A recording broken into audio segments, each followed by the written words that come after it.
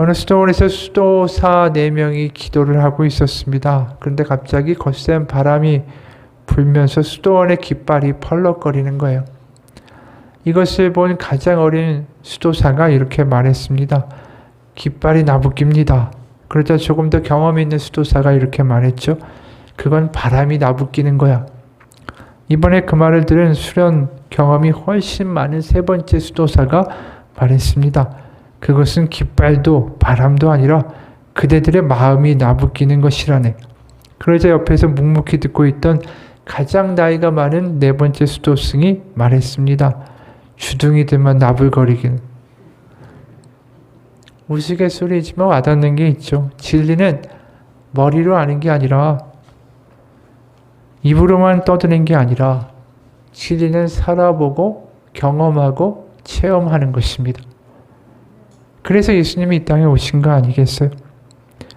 그래서 오늘 본문을 보게 되면 와서 보라라는 이야기가 참 많이 나와요. 진리는 체험하는 것이다. 예수님을 경험하는 것이다. 예수님을 아는 것이다. 라는 거죠.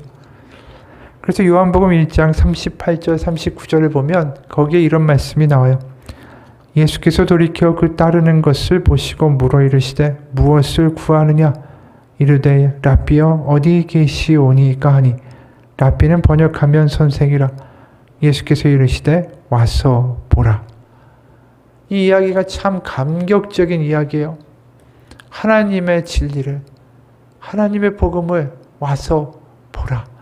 직접 체험할 수 있다는 거죠. 저 멀리 계신 하나님이 아니라 바로 우리 앞에 계신 만질 수 있는 하나님, 같이 바라볼 수 있는 하나님, 바로 그 예수님이 오셔서 우리에게 하시는 말씀이 와서 경험하라는 거예요. 그 같은 문장이 또 1장 45, 46절에 또 등장합니다. 빌립이 나다나엘을 찾아 이르되 모세가 율법에 기록하였고 여러 선지자가 기록한 그 일을 메시아를 우리가 만났으니 요셉의 아들 나사렛 예수니라. 나다나엘이 이르되 나사렛에서 무슨 선한 것이 날 수 있느냐? 빌립이 이르되 와서 보라 하시니라. 와서 보라고 빌립이 나다나엘을 초청하죠. 거기서 끝나지 않습니다. 요한복음 4장에 가면 우리가 아는 사마리아 여인이 등장하죠. 사마리아 여인은 남편이 5이나 있었던 여인 아닙니까? 지금 같이 있는 남자도 남편이 아닌. 우리가 익히 아는 바처럼 그러다 보니까 동네에서 왕따가 되고 정오 낮 12시에 그 더운 더위 아래에 혼자 물을 깃고 있다가 예수님 만난 거 아닙니까? 그리고 이 여인이 예수님을 만난 다음에 동네로 뛰어가면서 하는 말이 4장 28, 29절이에요. 여자가 물동이를 내버려 두고 동네에 들어가서 사람들에게 이르되 내가 행한 모든 일을 내게 말한 사람을 와서 보라. 이는 그리스도가 아니냐 하니. 이 여인에게 얼마나 큰 감격이 있는지 우리가 여기서 와서 보라라고 외치는 말 가운데 알아볼 수 있죠. 자기가 그동안 얼마나 동네에서 왕따를 당하고 손가락질 당하고 수치당하고 그러니까 그 정오에 아무도 보지 않는데 그 짊어지고 머리 이고 다니던 그 물동이, 수치의 물동이를 뒤에다가 던져놓고 그 마을에 당당히 내려가서 외치는 이야기가 와서 보라라는 거예요. 그 마음에 예수님을 만나고 수치를 다 뒤로 던져버린 그 감격이 와서 보라라는 말 가운데 있지 않습니까? 오늘 본문에도 이런 본다라는 동사가 등장하죠. 11장은 예수님이 이제 죽은 나사로를 다시 살리시는 장면이 나옵니다. 근데 이제 오늘 우리가 읽은 본문은 예수님이 이 나사로를 살리기 전에 그 누이들이 예수님을 청하는 대목이죠. 오늘 3절을 보면 요한복음에서 우리가 이미 이야기한 와서 보라 라는 말이 나오는데 그게 이제 초청의 대상이 달라져 있음을 보게 됩니다. 앞서는 예수님이 와서 경험해라 초청하시는 거잖아요. 그런데 11장에서 3절 보면 거꾸로 예수님을 초청하고 있다라는 거예요. 3절 이에 그 누이들이 예수께 사람을 보내어 이르되 주여 보시옵소서. 오셔서 봐달라는 거예요. 와서 보시라는 거죠. 이미 말한 것처럼 이 방향이 좀 바뀐 거예요. 예수님이 와서 체험해라. 이제 이번에는 하나님 아들 예수시여 와서 봐달라고. 지금 이러한 모습이 사실 교만한 것이 아니죠. 마리아와 마르다는 정말 슬픔과 애통의 자리에 있어요. 자신의 남자 형제인 죽어가는 나사로를 보면서 통곡하면서 주님 와서 봐달라고 이야기하고 있죠. 이것도 믿음이라는 거예요. 뭘 이야기하는 것이냐 하면 우리가 하나님의 초청에 따라서 와서 보라 할 때 가서 체험하는 것도 믿음이고, 우리가 하나님이 느껴지지 않고 하나님이 멀리 있는 것처럼 느껴질 때도 하나님 와서 봐달라고 이야기하는 것도 믿음이라는 거예요. 우리가 항상 하나님의 초청에 응해서 감격하고 뜨거운 상태로 믿음을 믿고 살아갈 수도 있지만, 우리가 슬프고 낙담되고 건강이 안 좋아지고 하던 일이 안 되고 여러 가지 복잡한 상황 가운데 실망하고 있을 때 거기에 무너져 있지 않고 와서 보시옵소서라고 기도하는 것도 믿음이라는 거예요. 왜요? 하나님은 항상 우리를 향한 그 하나님의 눈길을 멀리 하시지 않기 때문이죠. 우리가 민수기 6장에서도 여러 번 얘기하지 않았습니까? 신의 산에서 이제 출애굽하고 한 몇 년 안 됐잖아요.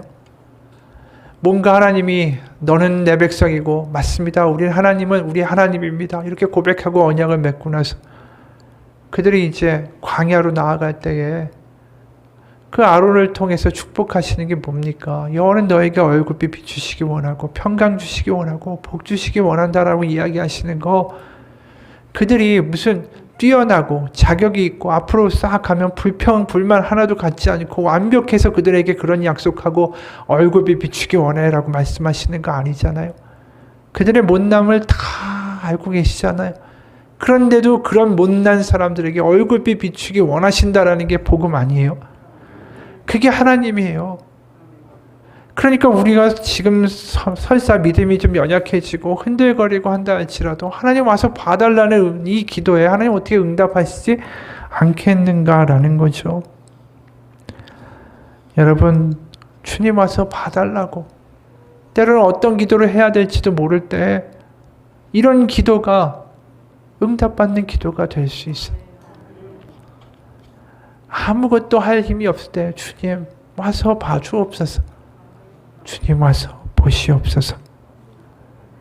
그러면서 마르다 마리아가 이렇게 기도하죠. 주님 와서 보소서. 주님의 사랑하시는 자가 죽어가고 있습니다. 이 기도에 예수님이 유대인들의 살해 위협에도 불구하고 이 베다니, 바로 예루살렘의 바로 옆 동네죠. 굉장히 유대인들이 위협하고 죽일 수 있는 예루살렘에 아주 가까운 마을 아닙니까?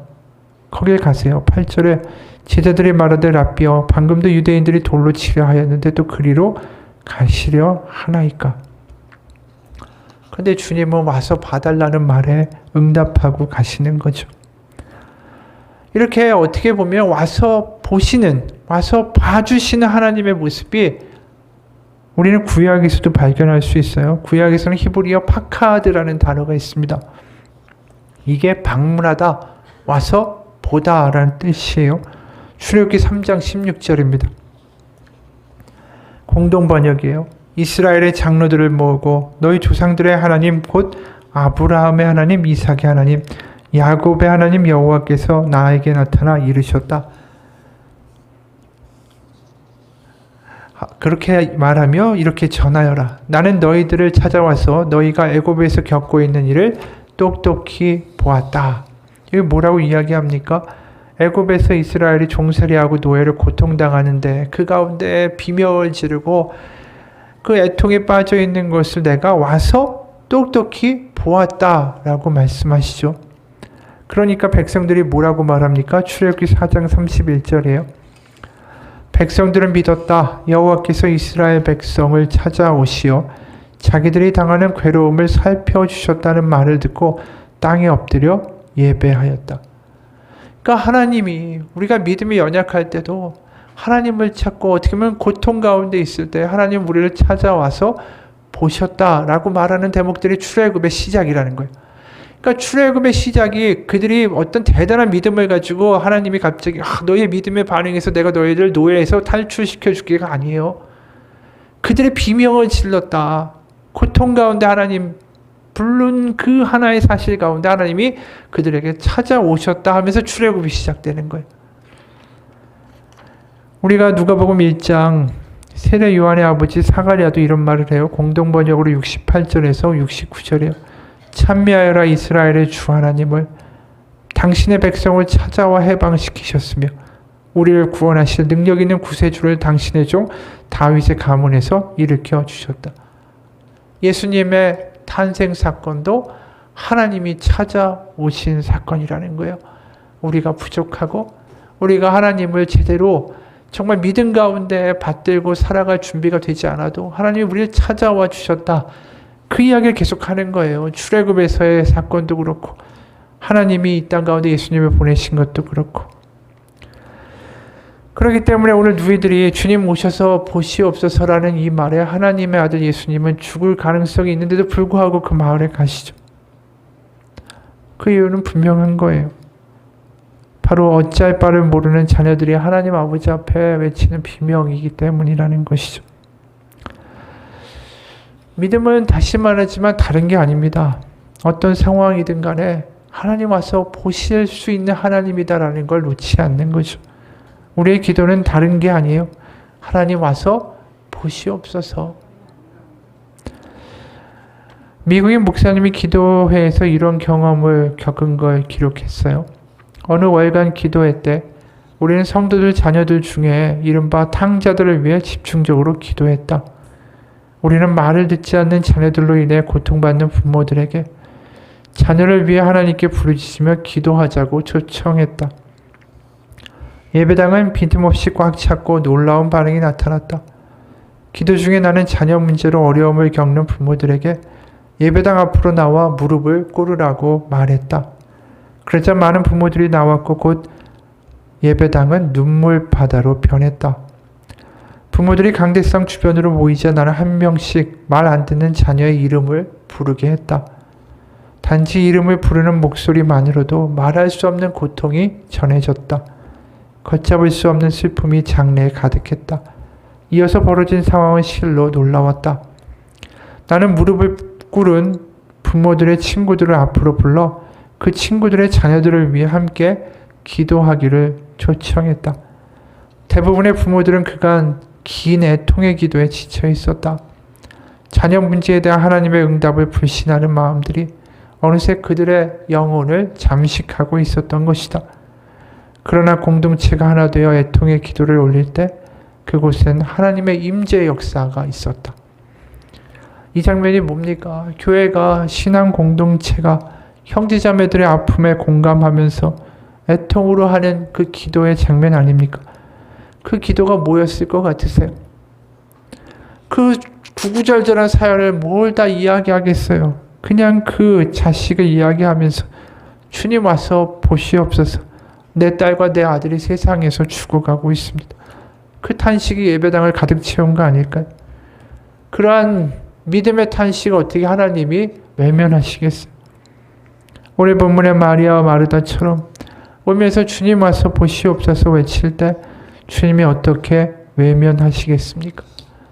여러분, 우리가 힘들 때 순간 포기할 때가 있지만 기도마저 어떻게 보면 타성에 젖어버릴 때가 있지만 주님 와서 보시옵소서 이 말 한마디에 우리의 마음이 움직일 수 있다면 그 기도만큼 더 강력한 기도는 없어요. 누이는 여기에 이 누이들을 한 문장을 더 붙이죠. 주님 와서 보시옵소서 사랑하시는 자가 병들었나이다. 여기 누이들의 요구를 보면 고쳐달라라는 말 하지 않아요. 그냥 와서 보시옵소서가 다예요. 그리고 거기에 뭐라고 이야기하죠? 사랑하시는 자가 아픕니다. 그게 다예요. 우리의 기도도 마찬가지예요. 하나님 원하는 대로 뭐 해달라, 고쳐달라 다 떠나서 모든 거 하나님 다 알고 계실 거 아니에요? 하나님 아버지, 주님 와서 보시옵소서. 주님이 사랑하시는 제가, 제 아내가, 제 남편이, 제 아이가 비탄에 빠져 있습니다. 그 기도만으로도 하나님은 우리 가운데 반응하신다. 이게 믿음이에요. 어떻게 우리가 함부로 하나님이 사랑하시는 자라고 우리 스스로를 이야기할 수 있을까요? 근데 여기에 잘 보면 내가 사랑의 주체가 아니라 하나님이 사랑하시는 거예요. 우리가 베드로를 봐도 베드로같이 배신하는 사람을 어떻게 사랑할 만한 사람이라고 이야기할 수 있겠어요? 3번이나 예수님을 모른다고 이야기하고. 하지만 그럼에도 불구하고 주님은 그 사람을 포기하지 않으셨죠. 우리는 그걸 보면서 알게 돼요. 내가 확신하지 못하지만 하나님이 나를 사랑하실 수 있다라는 걸 믿게 되는 거죠. 그래서 믿음으로 이야기하는 거예요. 주님이 사랑하시는 자가 아픕니다. 병들었습니다. 이게 다 믿음이에요. 그리고 우리의 있는 모습을 그대로만 고백하세요. 어떻게 해달라고 이야기할 필요도 없어요. 하나님이 다 아실 테니까. 가장 선한 응답도 하나님이 아실 테니까. 내가 기도해놓고 이렇게 해달라고 시나리오 써놓고 그거 안 된다고 안달복달하고 안 되니까 기도에 시험 들고 실망하고 믿음 팔아먹을 필요도 없다라는 거예요. 그저 오늘 마리아처럼 기도할 수 있으면 좋겠어요. 주님 와서 보시옵소서. 주님이 사랑하시는 제가 이렇습니다. 이게 다 믿음이에요. 믿음. 주님이 날 사랑하신다라고 믿는 믿음이고, 주님 와서 보실 거라는 것도 믿음인 거고, 주님이 이 상황 가운데 가장 좋은 방법으로 해결하실 거라는 것도 믿는 믿음이에요. 여러분 로마서 5장 8절에 보면 우리가 아직 죄인 되었을 때에 그리스도께서 우리를 위하여 죽으심으로 하나님께서 우리에 대한 자기의 사랑을 확증하셨느니라 라고 이야기해요. 여러분 죄인 되었을 때도 우리를 위하여 죽음으로 사랑을 확증하셨는데, 우리가 예수 그리스도를 영접하고 자녀가 됐는데 어떻게 하나님이 우리에 대한 사랑을 포기하시겠느냐라는 거예요. 소망은 우리에게 있는 게 아닙니다. 우리를 다시 찾아오실 아버지에게 있는 거예요. 여러분 그 복음을 가지고 담대하게 기도하기를 원합니다. 나의 못난 모습, 나의 지금의 형편, 나의 믿음 없음에 집중하는 게 아니라 못난 자식이 아버지를 부를 때 아버지는 더 마음이 아픈 거 아니겠어요? 그냥 우리 못나면 못난 모습 그대로, 우리 그대로 주님 와서 보시옵소서. 주님 사랑하시는 제가 이렇습니다. 그렇게 기도하며 나아갈 때에 하나님은 분명히 그 가운데 찾아와 주십니다.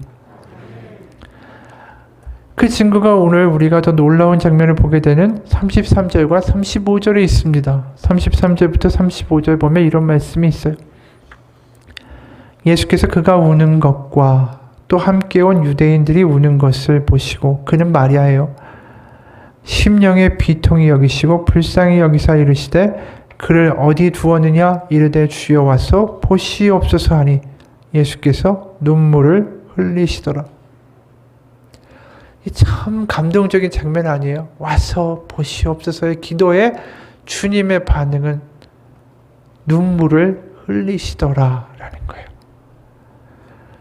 여러분 같이 울어주신다라는 게 이게 얼마나 대단한 일입니까? 저 멀리 있는 하나님이나 우리의 감정에 대해서 전혀 문외 아닌 하나님이 아니라 주님 와서 봐달라고 이야기할 때 우리 마음에 있는 그 슬픔과 고통을 똑같이 아시는 하나님의 아들 예수님의 모습을 우리는 여기서 보게 된다라는 것이죠.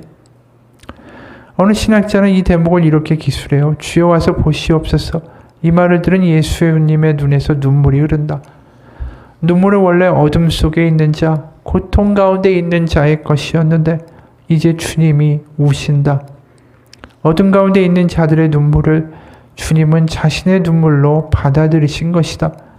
사람의 눈에 눈물이 고이게 하는 현실을 주님은 자신의 현실로 삼아주신다. 어둠에 있는 자에게 빛으로 나오라고만 하지 아니하시고 친히 어둠 속으로 들어가신다. 사람을 구원하기 위해 저쪽 위에서 밧줄만 내리는 것이 아니라 직접 내려와서 우리를 품으신 것이다. 이것이 우리가 어둠 가운데 있다고 생각될 때 주님의 눈물을 기억해야 하는 이유다. 여러분, 그렇게 같이 울어주신 주님이, 그 마음을 다 같이 느껴주시고 공감하신 주님이 39절 44절에 보면 결국 나사로를 부활시키는 장면으로 연결되죠. 39절에 예수께서 이르시되 돌을 옮겨 놓으라 하시니 그 죽은 자의 눈이 마르다가 이르되 주여 죽은 지가 나흘이 되었음에 벌써 냄새가 나나이다. 43, 44절 이 말씀을 하시고 큰 소리로 나사로야 나오라 부르시니 죽은 자가 수족을 배로 동인 채로 나오는데 그 얼굴은 수건에 쌓여 있더라. 예수께서 이르시되 풀어놓아 다니게 하라 하시니라. 이 장면을 보면서 우리는 생각이 들죠. 우리가 생각하는 것보다 훨씬 더 하나님의 아들 예수님은 우리와 가까이 계시는구나. 우리의 희망과 소망은 나에게 달린 게 아니구나. 이런 나를 포기하지 않고 같이 울어주시고 못난 자식을 사랑해 주시는 하나님께 진정한 소망이 있는 거구나. 그걸 믿는 게 믿음이구나 라는 거죠. 우리 가운데 주여 와서 보시옵소서. 사랑하시는 자가 아픕니다. 힘듭니다. 지쳤습니다. 이런 이야기를 하나님 앞에 그대로 마치 눈앞에 계신 아버지에게 하듯이 날 사랑하시는 그 아버지의 눈길을 바라보면서 할 수 있는 믿음이 되기를 축원합니다. 어려움 속에서 어둠 속에서 그저 떠내려가지 말고 그곳에서 이렇게 할 수 있는 한 가지 한 줄기의 기도가 하나님을 경험할 수 있는 은혜의 시간이 될 수 있습니다. 올해 우리가 이 금요 기도 시간에 이 기도가 회복됐으면 좋겠어요. 이 기도를 할 때 입에서 입술에서 나오는 기도가 아니라 우리의 믿음을 다 담아서 그 단어 하나하나가 하나님께 아뢰는 진정한 고백이 될 때 나사로를 일으키신 예수님이 우리의 앞에 분명히 임재하시고 함께 하실 거라고 믿습니다. 어느 전도사님의 간증이에요. 저는 2009년 8월 중순에 입대했습니다. 당시 신종 플루가 온 나라에 기승을 부리던 때였습니다. 입대하자마자 입대 일주일 전에 일본에 갔다 온 이력 때문에 신병교육대에 가자마자 격리 조치를 당해야 했습니다. 군대의 대응은 좀 심하다 싶었지만 공동체 생활이니까 어쩔 수 없었습니다. 저를 포함해서 30명 정도가 해외 체류, 고열 등의 이유로 격리 생활관에서 생활했습니다. 그렇게 첫 주일을 앞둔 토요일 저녁, 중대장이 격리 생활관에 찾아왔습니다. 그리고 청천벽력과 같은 소식을 들려주었죠. 격리 생활관은 일요일 종교활동을 할 수 없다라는 통보였습니다. 그럼에도 종교활동을 꼭 기어이 가야만 하는 사람들은 손을 들라고 했습니다. 저를 비롯해 몇 명이 손을 들었죠. 중대장은 기가 찬 표정이었고 우리에게 또다시 물었습니다. 그러자 몇 명이 손을 내렸지만 저는 끝까지 손을 내리지 않았습니다. 마지막으로 또다시 물었는데 저는 끝까지 손을 들었습니다. 주일에 예배를 드리지 않는다는 거 상상할 수가 없는 일이었기 때문입니다. 결국 중대장은 자기의 방을 빌려주었습니다. 조건은 혼자서 예배하는 것이었습니다. 막상 주일 오전이 돼서 예배를 하려니 나 자신이 정말로 초라해 보였습니다.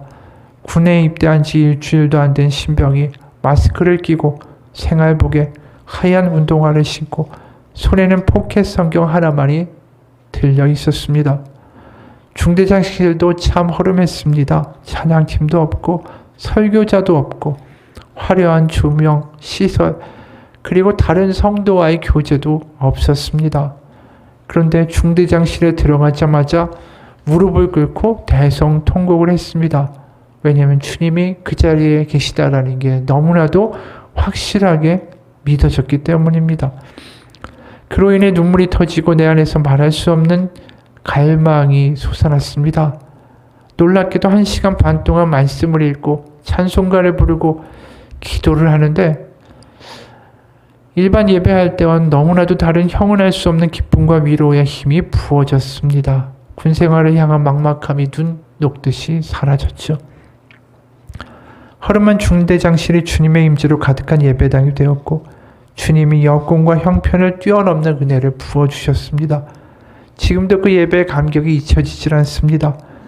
군대에서 드렸던 그 첫 예배의 추억을 떠올리면서 지금 코로나 때 온라인으로 예배를 드리는 게 맞냐 틀리냐를 논하는 것보다 훨씬 더 중요한 게 있다는 걸 다시 한번 생각합니다.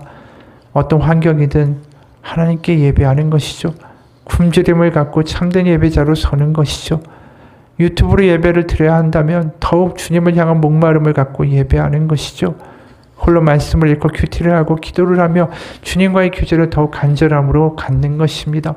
예배를 자유롭게 드릴 수 없고 교회의 문이 닫혀 있을 때 내가 평소에 얼마나 하나님을 목말라 했는가, 그것을 다시 한번 점검할 수 있는 기회이자 영적 갈증을 해결할 수 있는 전환점이 될 수 있지 않을까 생각해 봅니다. 전도사님이 이렇게 썼어요. 그 전도사님의 글에 밑에 여러 댓글들이 달렸는데 그 중에 북한에서 선교하다가 억류가 돼가지고 2년 7개월 동안 북한 수용소에 독방에 갇혀 있다가 정말 극적으로 풀려난 이면수 목사님이 쓴 답글도 있었어요. 전도사님 공감합니다. 때론 그런 경험이 믿음을 더 강하게 하죠. 저도 134번 100번 넘게 혼자 예배드리며 주님께 오히려 더 가까이 가는 은혜를 입었습니다. 이 이야기를 보면서 그런 생각을 했어요. 홀로 갇혀서 드리는 이 예배 가운데 통곡하며 주님의 임재를 느낀 거, 그게 뭘까요? 하나님이 와서 보신 거죠. 그곳에 찾아와서 만나주시고 보신 하나님을 경험한 거죠. 말할 수 없는 슬픔과 애통함과 지금의 형편, 하나님 앞에 다 이야기하지 않아도 하나님이 와서 보신 거죠. 그리고 그곳에서 하나님을 만나고 대성통곡한 거 아닙니까? 우리의 삶에서의 기도가 회복되기 원합니다. 주님 와서 보시옵소서. 주님이 사랑하시는 이 못난 제가 지금 주님을 부릅니다. 여러분, 주님의 가장 큰 약점이 뭔지 아십니까? 자녀를 향한 긍휼이에요, 긍휼. 구약에서도 얼마나 불평이 많고 불만이 많고 우상 숭배하고 사고를 치고 하나님의 사랑을 완전히 헌신짝같이 취급하던 그 백성을 하나님이 포기하시지 못했죠. 예레미야서를 봐도 계속해서 돌아오라는 이야기를 얼마나 많이 하세요. 그리고 너희들에게 심판이 있을 것이다 라는 이야기를 그렇게까지 많이 하실 이유가 뭐겠어요? 정말로 때리고 싶어서 그런 걸까요? 우리가 아이들한테 너 혼나, 너 혼나, 너 혼나 이야기하지만 그거 그 아이가 잘못된 길로 갈까 계속해서 말하고 경고하는 거 아닙니까? 사랑 때문에 하는 말이잖아요. 사랑하니까 입이 아프도록 하지 말라고 경고하는 거지. 그게 예레미야서에 나와 있는 하나님의 마음 아닌가요? 호세아서 11장 7절 8절에도 이런 말씀이 있어요. 내 백성이 끝끝내 내게서 물러가나니 비록 그들을 불러 위에 계신 이에게로 돌아오라 할지라도 일어나는 자가 하나도 없도다. 에브라임이여 내가 어찌 너를 놓겠느냐, 이스라엘이여 내가 어찌 너를 버리겠느냐, 내가 어찌 너를 아드마같이 놓겠느냐, 어찌 너를 스보임같이 주겠느냐. 내 마음이 내 속에서 돌이키어 나의 긍휼이 온전히 불붙는 듯 하도다. 여기에 이야기가 뭡니까? 그들이 마음을 돌이켜 하나님께 돌아왔다라고 이야기하지 않아요? 지금 마음을 돌이킨 건 누구죠? 하나님이에요. 그들이 얼마나 엉망이고 패역했고 배신했고 엉망이었지만 그럼에도 불구하고 그 마음을 돌이켜 그들을 다시 품겠다고 하시는 게 하나님의 말씀이다라는 거죠. 그래서 그들을 포기하지 못한 하나님이 하신 일이 결국 이 땅에 그 아들 예수 그리스도를 보내신 일이 아닙니까? 그리고 그 예수님이 지금 나사로가 죽은 무덤 앞에 서 계신 거예요. 그리고 그 옆에 두 누이들은 통곡을 하고 있는 거죠. 그러면서 기도하는 거죠. 주님 오셔서 보시옵소서. 그 기도의 응답이 이루어진 거예요. 구약에서부터 주님 와서 봐달라는 하나님에 대한 호소가 바로 이 땅에 예수님을 보내셔서 그 앞에서 응답하고 계시고 그 무덤 앞에서 같이 울어주고 계시다라는 거죠. 하나님의 가장 큰 약점은 바로 긍휼입니다. 완전하시고 이 땅을 창조하신 그 위대하신 창조주 하나님이 이 못나고 보잘것없는 우리 같은 피조물의 눈물과 호소와 부름의 기도 가운데 찾아오신다라는 것입니다. 그렇기 때문에 우리 가운데 항상 기회가 있죠. 돌아가고 회복될 기회가 있는 것입니다. 우리가 오늘 기도할 때 그렇게 하나님 앞에 돌아가기 원합니다. 하나님 와서 보시옵소서. 다시 아버지를 부를 수 있는 우리의 믿음, 그 믿음 가지고 기도하기 원합니다. 주님, 우리의 가족을 보아 주십시오. 주님, 우리 가정 가운데 와서 보시옵소서. 주님, 오셔서 저를 보시옵소서. 우리의 아픔과 우리의 슬픔과 우리의 문제들을 그대로 하나님 앞에 고백할 수 있기를 원합니다. 그럴 때 하나님 우리 가운데 감동과 놀라운 임재로 역사하시죠. 로마서 8장 26절에 이런 말씀이 있습니다. 이와 같이 성령도 우리의 연약함을 도우시나니 우리는 마땅히 기도할 바를 알지 못하나 오직 성령이 말할 수 없는 탄식으로 우리를 위하여 친히 간구하시느니라. 이 말씀이 오늘 이 자리에서 이루어질 것을 믿습니다. 이것은 하나님의 약속이기 때문입니다. 그리고 나사로의 무덤 앞에서 같이 울어주신 예수님의 모습이기 때문에 그래요. 우리가 기도할 때 예수님이 나사로의 무덤 앞에서 울어주신 것처럼 성령이 말할 수 없는 탄식으로 우리를 위하여 같이 기도하여 주실 것입니다. 송중기 목사님의 기도 외에는 다른 방법이 없는 삶이라는 글이 있어요.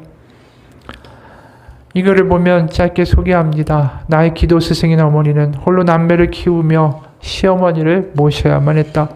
못 배우고 가난한 여자가 혼자서 가게를 이끌어 나가는 거 오늘도 힘들지만 1970년대는 말도 못했다. 그녀는 아침에는 파출부였고 낮에는 식당 배달원이었고 밤에는 화장실 청소부였다.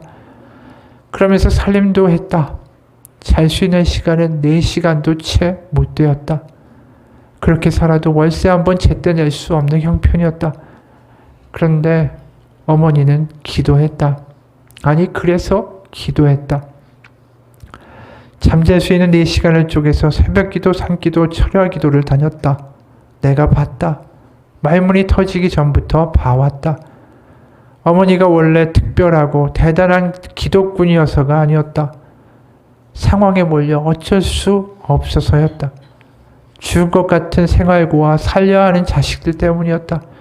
잠을 조금 더 자기보다 기도를 선택한 까닭은 대단한 영성 때문 아니었다. 매 순간이 생사의 기로에 있었고 기도 외에는 다른 방법이 없었기 때문이었다. 기도해야만 하는 상황이어서 기도했다. 어머니는 그렇게 동기가 확실했다. 그 동기는 바로 자식들이었다. 기도의 내용은 대부분 자녀를 위한 거였다. 예를 들면 이런 식이었다. 일을 다니느라 종일 집을 비웁니다. 취학전 어린 아이 둘이 집에 홀로 있습니다. 하나님 아버지가 그 아이들을 와서 봐주시기를 기도합니다. 늘 적은 돈으로 먹이다 보니 아이들이 영양실조에 걸렸습니다. 하나님 아버지가 그 아이들의 발육 상태도 와서 봐주시기를 기도합니다. 집주인 할머니가 집안에서 출담배를 태웁니다. 하나님 아버지가 아이들의 패도 지켜주시길 기도합니다. 어린 자녀들이 산동네에서 아침부터 밤까지 돌보는 보호자 없이 방치되어 있습니다. 하나님 아버지가 이들의 정서와 생각도 지켜주시기를 기도합니다. 어머니의 삶은 죽음이 내리쬐는 사막 같았다. 혼자라면 죽을 수 있을지도 모르겠지만 생명보다 소중한 자식들이 있어서 살아내야만 했다. 자신의 생명도 내어줄 사랑, 거기서 지키는 기도의 샘이 터졌다. 덕분에 자녀들은 영적 오아시스에 풍덩 남겨 안전했다. 어머니의 기도는 지키는 기도였고 그 기도를 보고 배워 나도 기도로 사랑하는 사람을 지키는 일을 하게 되었다. 이 어머니의 눈물 어린 기도가 결국 뭡니까? 자신이 어떻게 할 수 없는 삶이잖아요.